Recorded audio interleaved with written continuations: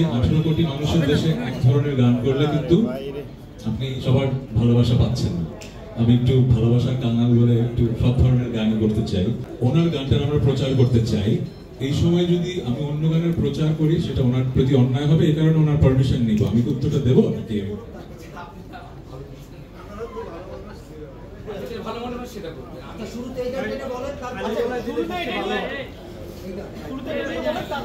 আচ্ছা, তাহলে এইভাবেই বলি, প্রত্যেকটা বছর নিউ ইয়ার্স রেজলিউশন করা হয় না? সবাই করে তো? সো আমিও নিউ ইয়ার্স রেজলিউশন প্রতি বছরই করি যে এই বছর বেশি গান করব। অনেক বছরই করি। গত বছর শুধুমাত্র আমরা 2টো গান করেছি, রঙে রঙে রঙিন হব। সুন্দর টিম, অনেক রেসপন্স। গত বছর one of the biggest song. আরেকটা গান হলিউডে করেছি, ভুলে যাব। দুই অডিয়েন্সের জন্য সংখ্যাটা কম ছিল, তাই না?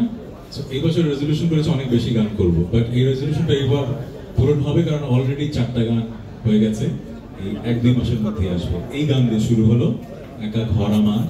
সো স্যাড রোমান্টিক দিয়ে শুরু হলো, এরপরে একটা ইংলিশ গান আসবে, একটা আপবিট গান আসবে, এবং আপনি যেটা বলেন সিনেমার গান আসবে। অনেকদিন পর একটা সিনেমাতে গান গাচ্ছি। কত বছর হবে ভাইয়া? ছুঁয়ে দিলে মনে লাস্ট করেছিলাম, যদি একদিনে করেছিলাম, হ্যাঁ 2017-18 দিকে। সো অনেক বছর পর করছি, কিন্তু করছি একটা মানুষের জন্য, প্রিন্স মাহমুদ। সাজিদের যেরকম আমি ভক্ত, প্রিন্স ভাই তো সারা বাংলাদেশ ভক্ত। যদি বাংলাদেশের সেলিব্রিটি কম্পোজার থেকে থাকেন এবং একটা অসাধারণ মানুষ, তো প্রিন্স ভাই। সো প্রিন্স ভাই ডাক দিলে মানা করতে পারি না। এটা একটা মানে সিনেমা হোক, যাই হোক, কার সিনেমা জানি না, পরে শুনলাম সিয়ামের সিনেমা, আমাদের ছোট ভাই। আই এম ভেরি হ্যাপি যে একটা ভালো সিনেমা হয়েছে, গানটা অসাধারণ হয়েছে। কিছু গান আছে না, শুনেই গেয়েই মনে হয় যে এই বছরের বিগেস্ট গান। যেরকম রঙে রঙে রঙিন হবো গাওয়ার সময় জানতাম যে এটা বাংলাদেশের আপনাদের খুব ভালো লাগবে। সো এই জঙ্গলি গানটাও একটা ব্যাপার হবে। সো কিছু কিছু গান আছে যে বেঁচে থাকে, এই গানটা বেঁচে থাকবে। একা ঘর আমার হয়তো সারা বাংলাদেশ ব্যাপী তোলপাড় করবে না, কিন্তু এই গানটা বেঁচে থাকবে। সো আমি এই গানটা নিয়েও খুবই হ্যাপি। যে ইংলিশ গানটা করেছি আমার ফ্রেন্ড লেলা পেরির সাথে, ওটা আসবে, ওটাও নিয়ে হ্যাপি। তারপরে যেটা আপবিট গান করেছি সেটা নিয়ে হ্যাপি। আর জঙ্গলি নিয়ে তো খুবই এক্সাইটেড। ভ্যালেন্টাইন্স ডে তে আপনারা গানটা শুনতে পারবেন।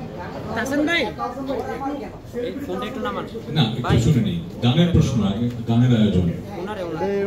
উনি একা ঘর আমার গানের কনসেপ্টে এরকম যে ভালোবাসার মানুষ ছিল ঘরে, কিন্তু এমন কিছু একটা হয়েছে যে দূরত্ব তৈরি হয়েছে।